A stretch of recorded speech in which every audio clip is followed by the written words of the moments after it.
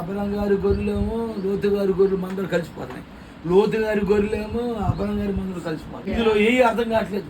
అక్కడ ఉండదు యెహోవా ఆశీర్వాదం ఐశ్వర్యం ఇచ్చింది.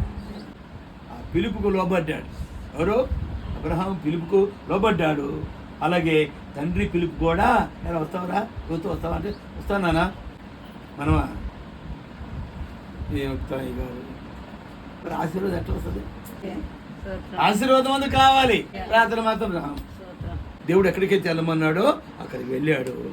ఆయనట్టే కాదు, తన తమ్ముని కుమారుడు కూడా తీసుకుపోయాడు. ఆశీర్వాదం అనేక మందికి ఏమవ్వాలి చెప్పరే, పంచాలి.